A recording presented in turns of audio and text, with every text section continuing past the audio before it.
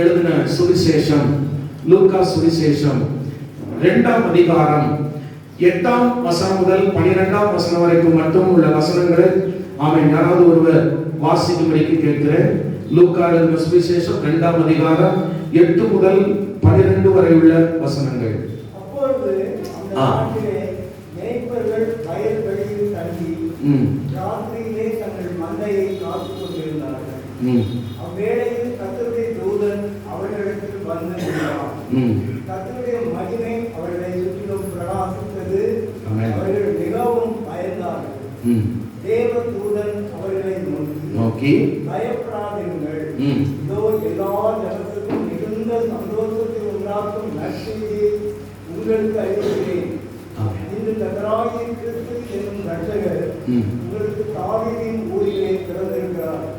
பிள்ளையை துணிகளில் சுற்றி காண்பீர்கள்.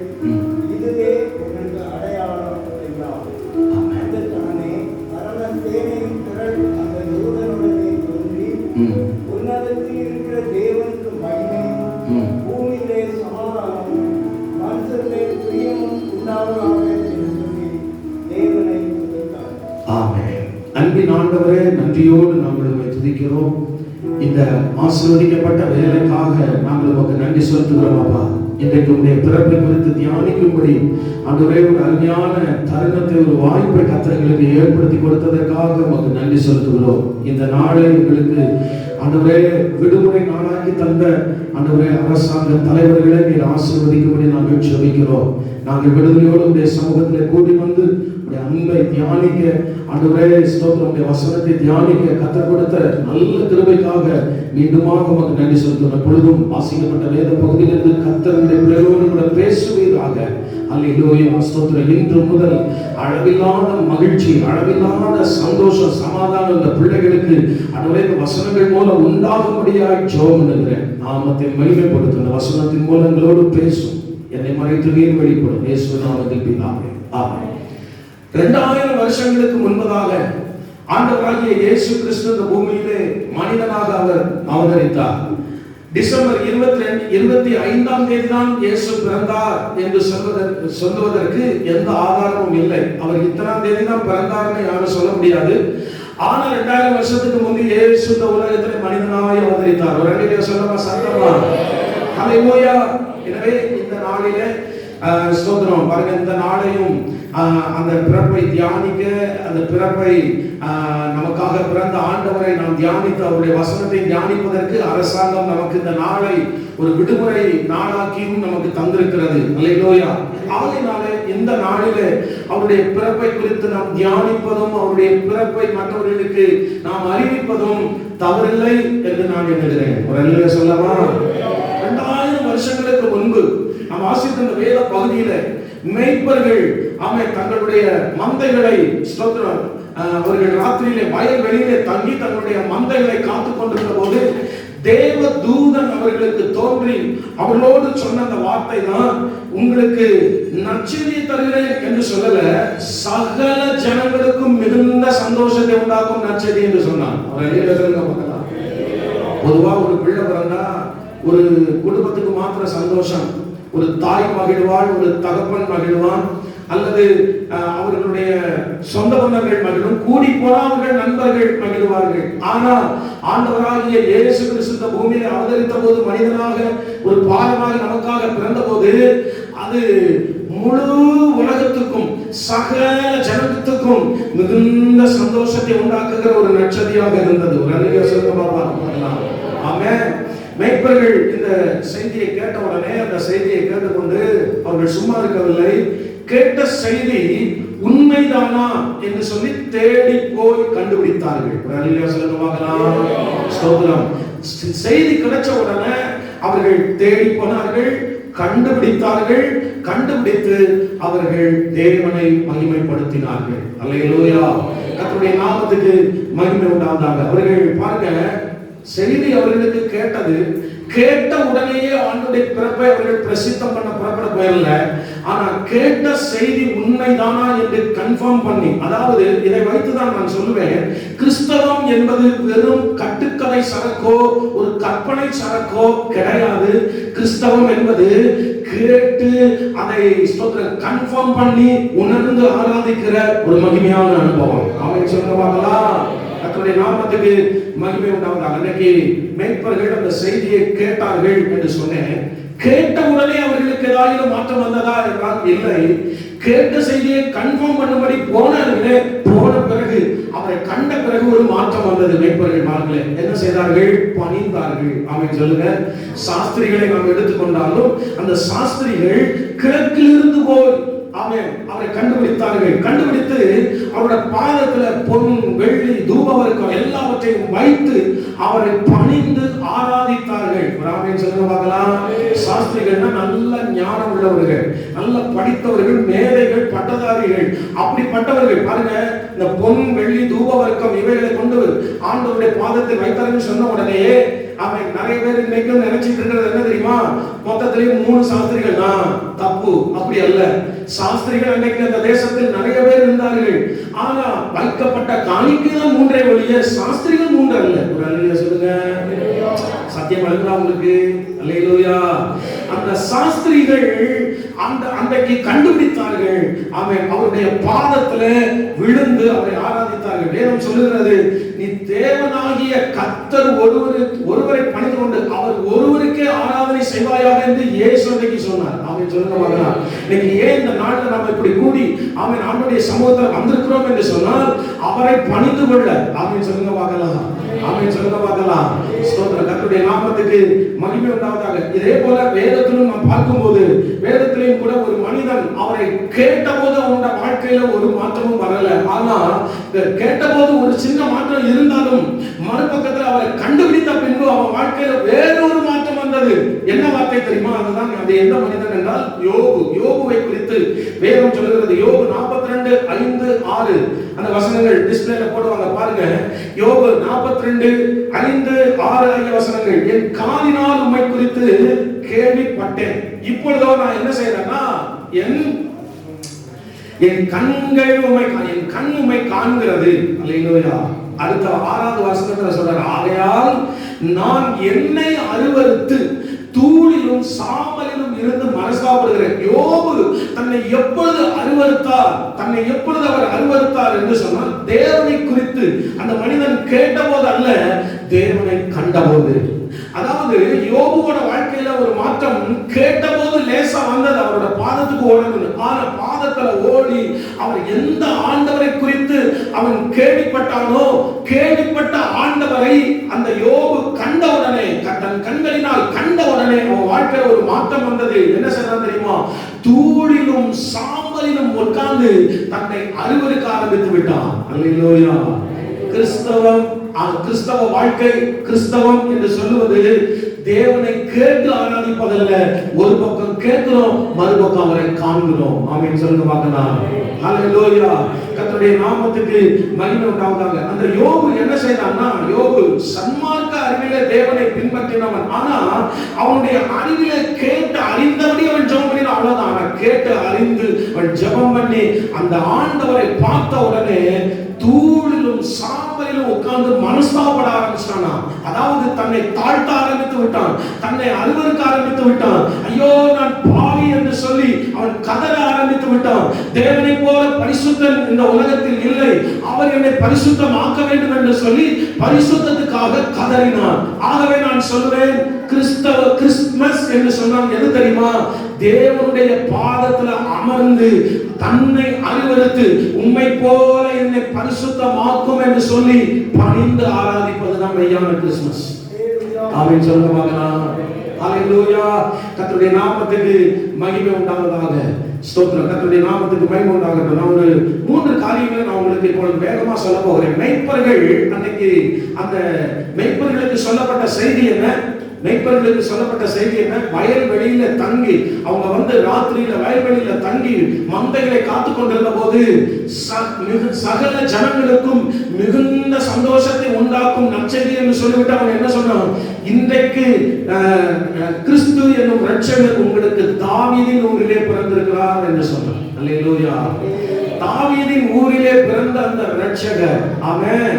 அப்ப அந்த இரட்சகர் எப்படிப்பட்ட இரட்சகர் என்பதை வேகமா 3 வசனங்களில் நான் உங்களுக்கு சொல்ல விரும்புகிறேன். ஸ்தோத்திரம். வேகமா எடுத்து வாசிக்கலாமா? அதுக்கு அடுத்து நம்ம இமானுவேல் வந்து பிரைஸ் கொடுப்பாங்க. சரி, கர்த்தர் நல்லவர். மத்தேயு எழுதின சுவிசேஷம் 1ஆம் அதிகாரம் 21வது வசனத்தை வாசிக்கலாம். மத்தேயு 1:21. அவர் எப்படிப்பட்ட இரட்சகர்? வாசிக்கலாம். அவள் ஒரு குமாரனை பெறுவாள். அவருக்கு இயேசு என்று பெயரிடுவாயாக. ஏனெனில் அவர் தமது ஜனங்களின் பாவங்களை நீக்கி அவர்களை ரட்சிப்பார் என்றார். அல்லேலூயா. இயேசு என்றால் இரட்சகர், விடுவிக்கிறவர். ஸ்தோத்திரம். பாருங்க, அப்ப பாவங்களை நீக்கி ரட்சிப்பார். இயேசு இந்த உலகத்துல ஏன் இந்த பூமியில இறங்கி வந்தார் என்று அவன் 1 தீமோத்தேயு 1ஆம் அதிகாரம் 15ஆம் வசனத்தில் வாசிக்கிறோம். பாவிகளை ரட்சிக்க இயேசு உலகத்தில் வந்தார் என்கிற வார்த்தை உண்மையும் எல்லா அங்கீகரிப்புக்கும் பாத்திரமாய் இருக்கிறது. ஸ்தோத்திரம். அவர்களிலே பிரதானமான பாவி நான் என்று சொல்லி அப்போஸ்தலனாகிய பவுல் தன்னை தாழ்த்தி எழுதினதை நாம் பார்க்கிறோம். தன்னை தாழ்த்தி எழுதும் பொழுது அவன் சொன்ன வார்த்தை, ஏன் இயேசு இந்த பூமியில இறங்கி வந்தாரா? பாவிகளை ரட்சிக்கிறதற்கு. ஒரு அல்லேலூயா சொல்ல பார்க்கலாம். அல்லேலூயா. கர்த்தருடைய நாமம் மகிமைப்படுவதாக. பாருங்க, நோவாவின் நாட்களிலே பாவத்திலே ஜனங்கள் ஜீவித்த போது ஜலப்பிரளயத்தினால் அவர்களை அழித்தார். சோதம் குமார பட்டணம் முழுவதையும் லோத்துடைய நாட்களிலே அக்னியினாலே அவர்களை அழித்தார். ஆனா 2000 வருஷங்களுக்கு முன்பு ஆண்டவராகிய இயேசு கிறிஸ்து இந்த பூமி இந்த உலகம் முழுவதையும் அவர் பார்த்தபோது எல்லாரும் பாவம் செய்து தேவ மகிமை அற்றவர்களாகி போனார்கள். அல்லேலூயா. எல்லாரும் பாவம் செஞ்சிட்டாங்களே, எல்லாரும் தேவ மகிமையை, நான் கொடுத்த என்னுடைய மகிமையை இழந்துட்டாங்களே, நான் கொடுத்த என்னுடைய சாயலை இழந்துட்டாங்களேன்னு சொல்லி அவர்களை அழிக்கவில்லை, அவர்களை ரட்சிக்கிறதற்காக இந்த பூமியில இறங்கி வந்தார். கரங்களை தட்டி அந்த ரட்சகருக்கு, பாவங்களை நீக்கி ரட்சிக்க வந்த அந்த ரட்சகருக்கு கரம் தட்டி அவர்களை மகிமைப்படுத்துவோம். அல்லேலூயா. அப்படியானால் நல்லா கவனிங்க, நம்மை அழிக்கிறதற்கல்ல, நம்மை ரட்சிக்கிறதற்கு அவர் இறங்கி வந்தார். அல்லேலூயா. அவர் நினைச்சிருந்தா ஒரே வார்த்தையில நம்ம முழு உலகத்தையும் அழிச்சிருக்க முடியும். ஆமென். ஆனா அவர் அழிக்கிறதுக்கு அவர் வரல. ஏன் அவர் அழிக்கல? உங்களை அவர் நேசித்தார். அப்படின்னு சொல்லுங்க பார்க்கலாம். முழு உலகத்தையும் நேசிக்கிறதையும் ஒன்று உண்டானால் அது நீங்களும் நான் ஆராதிக்கிற நம்முடைய தேவனாகிய இயேசு மாத்திரமே. அப்படின்னு சொல்லுங்க பார்க்கலாம். நம்மை மீட்டுக் கொள்வதற்காக அவர் இறங்கி வந்தார். வேகமா மத்தேயு எழுதின சுவிசேஷம் 9ஆம் அதிகாரம் முதல் 2 வசனங்களை நீங்க வாசிக்கும் போது திமிர்வாதக்காரனை இயேசு கிறிஸ்துவிடத்தில் கொண்டு வந்தார்கள். கொண்டு வந்த போது பாருங்க, யாருடைய பாவம் அங்கே மன்னிக்கப்படல அப்படின்னு கேட்டீங்கன்னா, அந்த மத்தேயு எழுதின சுவிசேஷம் 9ஆம் அதிகாரம் முதல் 2 வசனங்களை நீங்கள் வாசிக்கும் போது வாசிக்க பார்க்கலாம். அந்த வேத பகுதியில் படவில் ஏறி இக்கரைப்பட்டு தம்முடைய பட்டணத்துக்கு வந்தார். அங்கே படுக்கையிலே கிடந்த ஒரு திமிர்வாதக்காரனை அவரிடத்தில் கொண்டு வந்தார்கள். இயேசு அவருடைய விசுவாசத்தை கண்டு திமிர்வாதக்காரனை நோக்கி, மகனே திடன் கொள், உன் பாவங்கள் உனக்கு மன்னிக்கப்பட்டது என்று சொன்னார். அல்லேலூயா. இந்த இடத்துல பாவங்கள் தூக்கி கொண்டு வந்தவனுடைய பாவங்கள் மன்னிக்கப்பட்டதா அல்லது கிடையில கிடந்தவனுடைய பாவம் மன்னிக்கப்பட்டதா? கிடையில கிடந்தவன் பாவம். அல்லேலூயா. சொல்ற விடுதலைக்காக இயேசுவிடத்துல தூக்கி கொண்டு வருகிறார்கள். ஏன் ஆண்டவர் கிடையில கிடந்தவனை ஒரு நிமிஷத்துல நீ எடுத்து நட, உனக்கு சுகமாயிரும், நீ எடுத்துனா அவன் நடந்திருப்பான். ஆனா அவனுக்கு அப்படி ஆண்டவர் சுகம் கொடுக்க விரும்பல. ஏன் தெரியுமா? அவனை பார்த்து உன் பாவம் உனக்கு மன்னிக்கப்படுவதாக அப்படின்னு சொன்னார். பாவங்களை மன்னிக்கிற அதிகாரம் இந்த பூமியிலே மனுஷகுமாரனாகிய இயேசுவுக்கு மாத்திரம் தான் இருக்கிறது. வேலையிலே சொல்லுங்க. அவனை பார்த்து பாவம் மன்னிக்கப்பட்டதுனா ஏன் சொன்னார்னா, நீ எழுந்து நட சொல்லிட்டு சுகம் கொடுக்கணும்னு ஆண்டவர் நினைக்கல. ஏன் அப்படின்னா, இவன் இன்னைக்கு எழுந்து நீ நடந்து போ, உனக்கு எல்லாம் சுகமாயிரும் சொன்னா அவன் எழுந்திருப்பான், அவனுக்கு எல்லாம் வியாதியும் சரியா இருக்கும். ஆனா ஸ்தோத்திரம், ஒரு நாள்ல அவன் திரும்ப மரிப்பான். ஸ்தோத்திரம். அவன் மரிக்கும் போது நான் இல்லாம அவன் அவனுடைய உள்ளத்துக்குள்ள என்னை ஏற்றுக்கொள்ளாமல் அவன் என்னோட பிதாவினுடைய ராஜ்யத்துக்கு வரமாட்டான், அவனோட பாவம் மன்னிக்கப்படாம அவன் ராஜ்யத்துக்கு வரமாட்டான்ங்கிறத இயேசு அறிந்துதான் அவனை பார்த்து உனக்கு சுகமாயின்னு சொல்லல, உன் பாவங்கள் உனக்கு மன்னிக்கப்பட்டதுங்க. சொல்லுங்க பார்க்கலாம். ஹல்லேலூயா. கர்த்தருடைய நாமத்துக்கு மகிமை உண்டாவதாக. பாருங்க, ஸ்தோத்திரம். மனுஷகுமாரனை அறிய வேண்டிய பிரகாரம் நாம் அறிய வேண்டும். ஆமென் சொல்லுங்க பார்க்கலாம். அதை அந்த திருவிழாக்காரன் அறிந்து கொள்வதற்காகத்தான் அவனை பார்த்து இயேசு சொன்னார், உன் பாவங்கள் உனக்கு மன்னிக்கப்பட்டது. ஆண்டவருடைய நாமத்துக்கு மகிமை உண்டாவதாக. பாருங்க, கையும் மெய்யுமாய் பாவத்துல பிடிபட்ட ஒரு ஸ்திரீ, அவளுக்கும் கூட ஆண்டவர் லூக்கா 7:48 நீங்க பார்க்கும்போது அந்த வசனத்துல ஆண்டவர் சொன்னார், ஊரறிய எல்லாரும் அவளை பாவி என்று சொல்லி கல்லறையை நிற்கும் போது ஆண்டவர் அவளை அந்த ஸ்திரியை பார்த்து சொன்ன, உன் பாவங்கள் உனக்கு மன்னிக்கப்பட்டது. ஒரு அல்லேலூயா சொல்லுங்க பார்க்கலாம். ஸ்தோத்திரம். கர்த்தருடைய நாமத்துக்கு மகிமை உண்டாவதாக. யோவான் 8:11 வசனத்துல விபச்சாரத்துல கையும் மெய்யுமாய் பிடிக்கப்பட்ட ஒரு ஸ்திரீ, அவளுக்கும் ஆண்டவர் சொன்னார், நீ போ, இனி பாவம் செய்யாதே என்று சொன்னார். அப்ப பாவங்களை மன்னிக்கிற அதிகாரம் இயேசு கிறிஸ்துவுக்கு மாத்திரமே உண்டு. அவர் பாவங்களை நீக்கி ரட்சிக்க இந்த பூமியில அவர் இறங்கி வந்தார். ஆமென் சொல்லுங்க பார்க்கலாம். இப்ப நீங்க சொல்லலாம், ஐயா நான்லாம் இயேசுவை விசுவாசிச்சு இயேசுவை ஏற்றுக்கொண்டு அவர் தான் ரட்சகர்ங்கிறத அறிஞ்சு பல வருஷம் ஆயிட்டு, இப்போ போய் நீங்க அதை சொல்றீங்களே. நான் சொல்லுவேன், ஸ்தோத்திரம், எத்தனை வருடம் ஆனாலும் சரிதான், ஆண்டவருடைய சமூகத்துல மனம் திரும்புகிற காரியங்கள்ல ஒவ்வொன்னா நம்ம மனம் திரும்பணுங்க. ஆமென் சொல்லுங்க பார்க்கலாம். நான் அன்னைக்கு மனம் திரும்பினேன், நான் இத்தனாம் தேதி இத்தனை வருஷத்துக்கு முந்தி அத்தனை ஆண்டுகளுக்கு முந்தி மனம் திரும்பினேன்னு சொல்லிக்கொண்டு பெருமை அடிக்கிற வாழ்க்கை அல்ல கிறிஸ்தவ வாழ்க்கை. கிறிஸ்தவம் என்பது என்ன தெரியுமா? அதுலயும் கிறிஸ்துமஸ் என்பது என்ன தெரியுமா? மனம் திரும்பி நான் ஆண்டவருடைய சமூகத்தில் அவருடைய பிள்ளையா இருக்கிறேன்னு சொல்லி வாழ்கிற அந்த சந்தோஷத்தை பெற்று அவரை ஆராதிக்கிறது தான் மெய்யான கிறிஸ்துமஸ், மெய்யான கிறிஸ்தவம். ஆமென் சொல்லுங்க பார்க்கலாம்.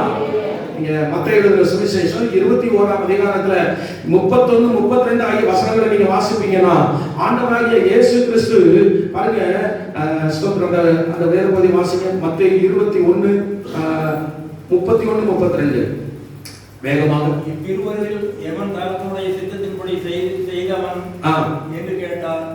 அதற்கு அவர்கள் மூத்தவன் தான் என்றார்கள். அப்பொழுது இயேசு அவர்களை நோக்கி,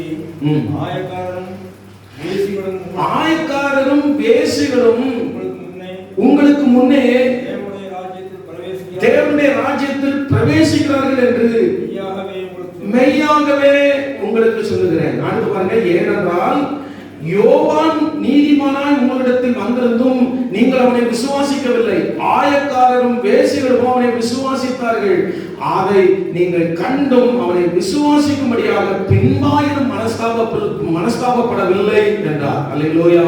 ஸ்தோத்திரம். நல்லா கவனிங்க, இங்க ரட்சிப்பை பெற்றவர்கள் யார் என்று சொன்னால் ஆயக்காரரும் வேசிகளும், அதாவது துணிகர பாவிகள். ஆயக்காரர்னா திருடர்கள், அநியாயக்காரர்கள் என்று சொல்லலாம். அது வேசிகள் என்று சொன்னா துணிகர பாவிகள். இவங்க எல்லாம் ரட்சிக்கப்பட்டாங்க, மனஸ்தாபப்பட்டாங்க. யார் மனஸ்தாபப்படவில்லை என்று சொன்னால் வேதத்தை நல்லா அறிந்தவர்கள், வேதத்தை நல்லா வாசிக்கிறவர்கள், வேதத்தை நல்லா பிரசங்கம் பண்ணுகிறவர்கள், தேவாலயத்திலேயே எப்பொழுது கடந்த அந்த நபர்கள் தான் இப்பொழுது என்ன ஆயிட்டாங்கன்னா ரட்சிப்பே பெறாம போயிட்டாங்க. ஆமென் ஸ்தோத்திரம். அப்ப நான் சொல்லுவேன், எது தெரியுமா உண்மையான கிறிஸ்துமஸ்?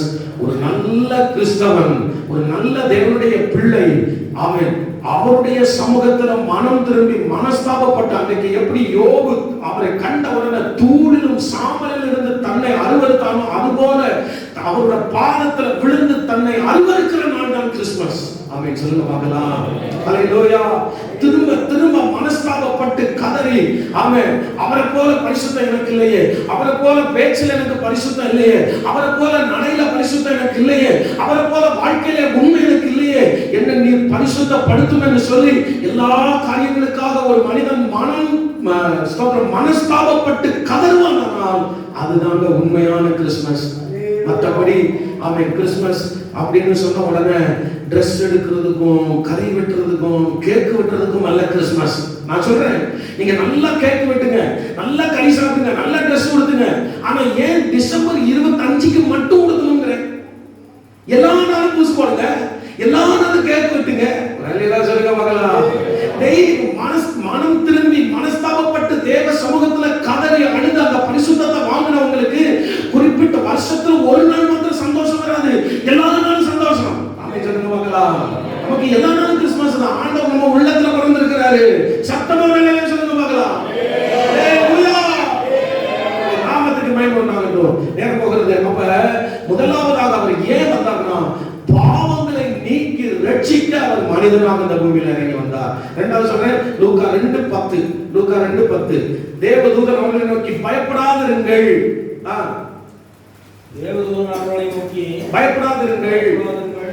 இதோ எல்லா ஜனத்துக்கும் மிகுந்த சந்தோஷத்தை உண்டாக்கும் நற்செய்தி. இதோ எல்லா ஜனத்துக்கும் மிகுந்த சந்தோஷத்தை உண்டாக்கும் நற்செய்தி உங்களுக்கு அறிவிக்கிறேன் என்றார். அல்லேலூயா. கர்த்தருடைய நாமத்துக்கு மகிமை உண்டாகட்டும். நம்ம எல்லாருக்கும் தெரியும் 11வது வசனத்துல இன்று ஸ்தோத்திரம், கிறிஸ்து கர்த்தராகிய கிறிஸ்து என்னும் இரட்சகர் உங்களுக்கு தாவீது ஊரிலே பிறந்திருக்கிறார் அப்படின்னு. அப்ப அந்த நற்செய்தியை அவன் அறிவிக்கும் போது அந்த தூதன் சொல்லும் பொழுது சொன்ன ஒரு வார்த்தை, பயப்படாதிருங்கள். அல்லேலூயா சொல்லுங்க பார்க்கலாம். ஏன் அடுத்த வசனத்துல சொல்லப்பட்டிருக்கு, கர்த்தராகிய கிறிஸ்து இரட்சகர் உங்களுக்கு தாவீது ஊரிலே பிறந்திருக்கிறார். அப்ப இந்த இரட்சகர் ஒன்று பாவங்களை நீக்கி நம்மை ரட்சிக்கிற இரட்சகர், ரெண்டு இந்த இரட்சகர் ஸ்தோத்திரம் பயங்களை நீக்கி நம்மை ரட்சிக்கிற இரட்சகர். அல்லேலூயா. பயங்களை இருந்து நம்மை ரட்சிக்கிறவர். அன்னைக்கு சாத்ராக் மேஷாக் ஆபேத்நேகோ அவன் மிகுந்த தைரியமா அவர் எங்களை விடுவிப்பார், விடுவியாமல் போனாலும் ஆமென் அப்படின்னு வைராக்கியம் இருந்தாங்க. பாத்தீங்களா ஸ்தோத்திரம். அவர்களுக்குள்ள அந்த தைரியம் வந்தது எப்படி? ஆமென், எங்களுக்குள்ள இருக்கிற எங்க ஆண்டவர் எங்களை விடுவிப்பார், விடுவியாம போனாலும் அவருக்காக சாவோம். ஆமென் சொல்லுங்க பார்க்கலாம். அவர் எங்களை சாக விட மாட்டார். ஆனா சாக வேண்டியதே வந்தாலும் அவருக்காக நாங்க சாக தயாரான ஜீவனை அர்ப்பணித்தார்கள்.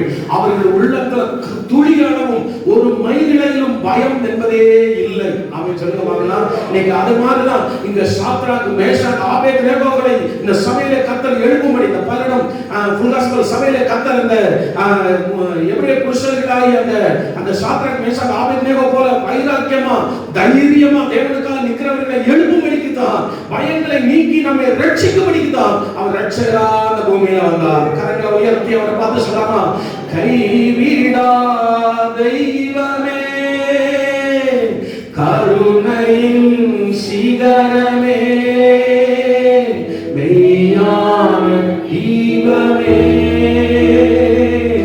என் வாழ்வின் பாக்கியமே, கைவிடா தெய்வமே. என்ன தேவை, என்ன பிரச்சனை நீங்க வந்திருந்தாங்க அவர் கைவிட மாட்டான்.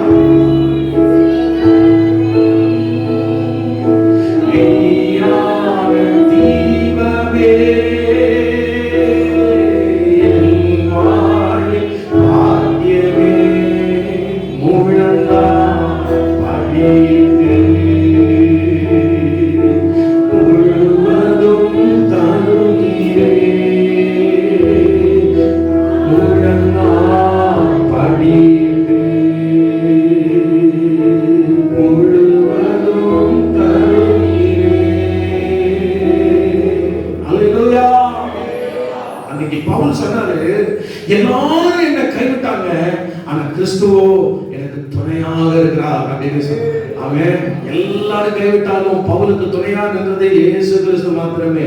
அதனாலதான் சொல்றேன், அவர் இந்த பூமியிலே அவன் ஏன் இறங்கி வந்தார் என்றால், ஆமென் ஸ்தோத்திரம், அவர் நம்மை பயங்களிலிருந்து நீக்குவதற்கும் நமக்கு துணை நிற்பதற்கும் தான் இந்த பூமியிலே இறங்கி வந்தார். ஆமென் சொல்லுங்க.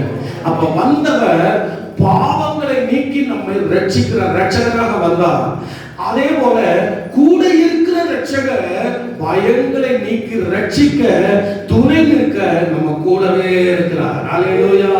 மூன்றாவதாக பிலிப்பியர் 3:20 நீங்க வாசித்தால், அவர் அன்றைக்கு ரட்சகராக வந்துட்டாரு, இன்னைக்கு அவர் வந்து நியாயாதிபதியாக தான் வருவார்னு ஒரு பக்கம் நம்ம சொல்லிக் கொண்டிருந்தாலும், இந்த பிலிப்பியர் 3:20 என்ன சொல்லுகிறது என்று சொன்னால், நம்முடைய குடியிருப்போ பரலோகத்தில் இருக்கிறது, அங்கே இருந்து கர்த்தராகிய இயேசு கிறிஸ்து என்னும் சத்தமா சொல்லுங்க, இவ்வளவுதான் சத்தமா, அங்கே இருந்து கிறிஸ்து என்னும் ரட்சகர், சொல்லுங்க பார்க்கலாம், அங்க இருந்து அந்த ரட்சகர் வர போகிறார். ஆமென் சொல்லுங்க பார்க்கலாம். எதுக்கு வர போகிறாருன்னா, என் பிதாவின் வீட்டில அநேக வாசஸ்தலங்கள் உண்டு. அவன் அவைகளை நான் உங்களுக்கு ஆயத்தம் பண்ண போகிறேன். நான் ஆயத்தம் பண்ணின பின்பு நான் இருக்கிற இடத்துல நீங்களும் இருக்கும்படிக்கு அவன் உங்களை என்னோடு கூட சேர்த்து கொண்டு நான் வர போறேன். அவன் அப்ப அந்த ரட்சகர் நம்முடைய குடியிருப்பு இந்த பூமி இல்ல, நம்முடைய குடியிருப்பு இந்த உலகம் அல்ல. அதனாலதான் அப்ப மெய்யான கிறிஸ்துமஸ் நமக்கு உணர்த்துகிறது என்னன்னா, மண்ணாசை, பொன்னாசை, உலக ஆசை, எல்லா ஆசையும் விட்டு ஆண்டவர் மேல ஆசையை வைக்கிறதுக்கு தான். அதுதான் மெய்யான கிறிஸ்துமஸ். அவன் சொல்லுங்க பார்க்கலாம், பக்கத்துல கையை பிடிச்சி, இப்பதான் கையை பிடிக்க கூடாது, சரி கையை பிடிக்காம மத்தவங்க முகத்தை பார்க்கலாம் இல்லையா? சரிங்களா? மத்தவங்க முகத்தை மாத்திரம் கொஞ்சம் பாருங்க, மத்தவங்க முகத்தை மாத்திரம் பாருங்க. எல்லா ஆசையும் விட்டு கேளுங்க, அந்த கேள்வி கேளுங்க. நீங்க என்ன பேசுறீங்க உங்களுக்கு தெரியும். மாஸ்க கூட கொஞ்சம் எல்லாம் கீழே இறக்கி விட்டு லேசா கேளுங்க. எல்லா ஆசையும் விட்டு ஆண்டவரை நேசிக்கிறீங்களா? பரலோகத்தை நேசிக்கிறீங்களா? ஹalleluya. சந்தோஷம் பாருங்க. அதை சொல்லும் போதே கேட்கும் போதே எவ்வளவு சந்தோஷம். கை தட்டி அவன் சொல்ல மாட்டலாம். இந்த கிறிஸ்துமஸ் உணர்த்துறது என்ன தெரியுமா? அப்பா எல்லாத்தையும் விட்டு உங்களுக்காக நீங்க வேணும், நீங்க வேணும். அவன் சொல்லுங்க பார்க்கலாம். கர்த்தருடைய நாமத்துக்கு மகிமை உண்டாவதாக. எனவே அந்த பரலோகம், அந்த பரலோகத்தில் வாழ்கிற தேவன், அவர் மேல ஆசை ஒரு மனுஷனுக்கு வந்துட்டுன்னா சொல்லி எல்லாம் விட மாட்டாங்க, சொல்லாமலே தன்னால மாறுவாங்க. ஒவ்வொன்னா தன்னால கலந்து கலந்து கலந்து கலந்து போயிடும். பரிசுத்த தானா வந்துடும். அவன் சொல்லுங்க பார்க்கலாம். ஆசையெல்லாம் நீதானையா, தேவையெல்லாம் நீதானையா. ரெண்டு கரங்களை உயர்த்தி ஆசையெல்லாம் நீதானையா, தேவையெல்லாம் நீதானையா.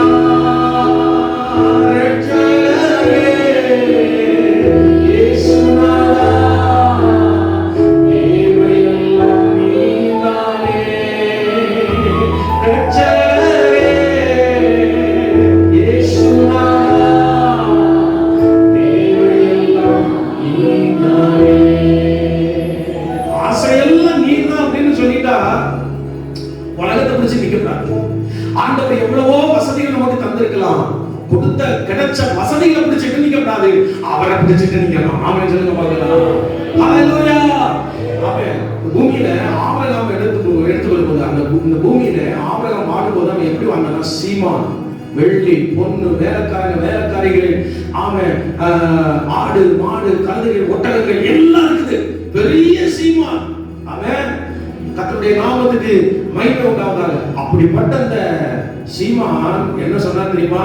பூமியிலே நான் பரதேசி. ஸ்தோத்திரம். வாசிங்க. ஸ்தோத்திரம். எபிரேயர் 11:14 வசனம். அந்த வசனத்தை வாசி முடிக்க போறோம். ஸ்தோத்திரம். எபிரேயர் 11:14. அந்த வசனத்தை வேகமா வாசிங்க. எபிரேயர் 11:14. Praise the Lord. இன்னும் அடுத்த நிகழ்ச்சி இருக்குது, வேகமா. இப்படி அறிக்கையிடுகிறவர்கள் சுயதேசத்தை நாடி போகிறோம். இதுக்கு முந்தின வசனத்தை வாசித்தீங்கன்னா, இவர்கள் எல்லாரும் வாக்குத்தத்தம் பண்ணப்பட்டவர்கள். எவர்கள் எல்லாம் அதுக்கு முந்தின வசனங்களை வாசிச்சு பார்த்தா நிறைய பேரை சொல்லி வருது. அதுதான் அதுல வராங்க ஆபிரகாம். ஸ்தோத்திரம். ஆபிரகாம் அங்க பாருங்க, விசுவாசத்தினாலே சாராள் 11ஆம் வசனத்துல சொல்லப்பட்டிருக்கு. அதுல எல்லாம் சொல்லிட்டு அதுக்கு சொல்றாரு, இவர்கள் எல்லாரும் வாக்கு தத்தம் பண்ணப்பட்டவைகளை அடையாமல் தூரத்திலே அவைகளை கண்டு நம்பி அழைத்துக் கொண்டு பூமியின் மேல் தங்களை அந்நியரும் பரதேசிகளும் என்று அறிக்கைட்டாங்க. ஆமென் சொல்லுங்க மகளா. ஹalleluya. செல்வ சீமானா வாழ்ந்தவங்க எல்லாம் இந்த பூமியில அந்த நம்முடைய முற்பிதாக்கள் எப்படி அறிக்கைட்டு இருக்காங்க தெரியுமா? நான் அந்நியன், நான் பரதேசின்னு அறிக்கைட்டாங்க. ஆமென் சொல்லுங்க பார்க்கலாம். நான் பரதேசி, நான் பரதேசி, நான் அந்த பூமிக்குரியவன் இல்ல, நான் அந்த உலகத்துக்குரியவன் இல்ல, நான் பரலோகத்துக்குரியவன், நான் அப்பா வீட்டுக்குரியவன், நான் நித்தியத்துக்குரியவன் அறிக்கையிடணும் முதல்ல. ஆமென் சொல்லுங்க பார்க்கலாம். அப்படிப்பட்டவங்க தான் ஸ்தோத்திரம் ஸ்தோத்திரம். ஆமென். எல்லாத்தையும் ஆண்டவருக்காக வெறுத்து ஆண்டவருக்காக வாழ ஆரம்பிப்பார்கள். இந்த கிறிஸ்துமஸ் நம்ம உணர்த்துறது என்ன தெரியுமா? நீ எல்லாத்தையும் வெறுத்து என்ன நேசிக்கணும். ஆமென் சொல்லுங்க பார்க்கலாம். நான் ஒரு 3 காரியத்தை அப்ப ஞாபகப்படுத்துகிற பாருங்க, இன்னைக்கு கர்த்தர் நம்மோடு பேசின காரியம், வந்த ரட்சகர் பாவங்களில் இருந்து நம்மை நீக்கி ரட்சித்து அவன் விடுவிக்க, ஒவ்வொரு நாளும் மனஸ்தாபப்பட்டு கதறி ஒப்பு கொடுக்க வைக்க அவர் ரட்சகரா வந்தார். இரண்டாவதாக, அப்படி பாவங்களில் இருந்து நீக்கின ரட்சகர் பாவங்களில் இருந்து விடுதலை தந்துவிட்டு நம்மை விட்டு போகவில்லை, நம்ம கூடவே இருக்கிறார். எதுக்குன்னா, நம்மள பயங்களில் இருந்து நீக்குகிற ரட்சகராய் நம்ம கூடவே இருக்கிறார். ஆமென் சொல்லுங்க பார்க்கலாம். நம்ம கூடவே இருந்து வழி நடத்துகிற அந்த ரட்சகர் ஒரு நாள் மீண்டும் ஆமென் நம்மை அவரோட சமூகத்துக்கு, அப்பாவோட வீட்டுக்கு அழைத்து செல்ல போகிறார். அந்த நித்தியத்தை நாம் காண போகிறோம். ஆமென். இந்த நல்ல பாக்கியத்தை ஆமென் ஸ்தோத்திர கர்த்தர் நமக்கு தந்திருக்கிறார். அவருடைய பாதத்துல ஒரு நிமிடம் கண்களை மூடி ஹalleluya ஸ்தோத்திரம் ஸ்தோத்திரம் ஹalleluya, இன்னும் மனஸ்தாபப்பட்டு கதறி ஆண்டவருடைய பாதத்துல விட வேண்டியவர்கள் இருந்தால் அதை உம்முடைய பாதத்துல அறிக்கையிடுகிற ஆண்டவரே என்று சொல்லி, யாரிடத்துல சொல்லாத காரியங்கள், இன்னும் மனம் திரும்பாம ஒழித்து வைத்திருக்கிற காரியங்கள், அவைகளை நீங்க கர்த்தரிடத்துல இப்பொழுது பேசலாமே. ஹalleluya. தேவனை யோபு கண்டபோது தூளிலும் சாம்பலிலும் இருந்து அவன் தன்னை அனுமதித்து மனஸ்தாபப்பட்டு கதறினது போல இப்பொழுது ஒரு வாய்ப்பு. ஹalleluya. இன்னும் மனம் திரும்ப வேண்டிய காரியங்கள் இருந்தால் அன்பு சகோதரன் அன்பு சகோதரியே, ஒரு நிமிடம் உள்ளத்துல யோசித்து பாருங்கள். உங்களை நீங்களே இப்பொழுது உயிர்த்து ஆராய்ந்து அறிய வேண்டிய ஒரு நேரம். அந்த நேரம் கர்த்தர் உணர்த்துகிற காரியங்களுக்காக மனஸ்தாபப்பட்டு அவைகளுக்காக அருந்தி தூக்கி எறிய வேண்டியவர்கள் கர்த்தர் உணர்த்தினார். தூக்கி எறிய ஆண்டவர் இப்பொழுது உங்களை பலப்படுத்திக் கொண்டிருக்கிறார். ஹalleluya ஹalleluya ஹalleluya. ஆமென் ஆமென் ஆமென். அப்பா, பாவங்களை நீக்கிற ரட்சகரா, நீக்குகிற நல்ல ரட்சகரா இந்த பூமியில வந்தீரையா. ஒவ்வொரு தேவ பிள்ளைகள் மனஸ்தாபப்பட்டு இந்த நாளிலும் கதறும்படிக்கு நீ அவர்களை தொட்டதற்காக வந்து ஸ்தோத்திரம்.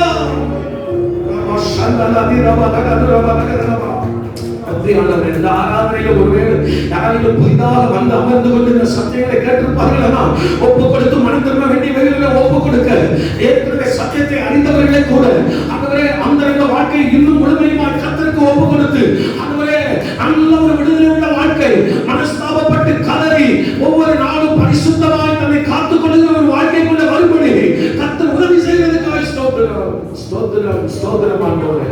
ஹalleluya. பயங்களோடு வியாதி குறித்த பயம், மரணத்தை குறித்த பயம், உலகத்தை குறித்த பயம், எதிர்காலத்தை குறித்த பயம், பிள்ளைகளை குறித்த பயம், குடும்பத்தை குறித்த பயம், வேலைகளை குறித்த பயம் யாருக்குள்ள இருக்குமோ அந்த பயங்களை நீக்கி அவர்களை ரட்சிக்கிற ரட்சகராய் இறங்கி பொழுது வந்ததற்காக ஆண்டவரே உமக்கு நன்றி.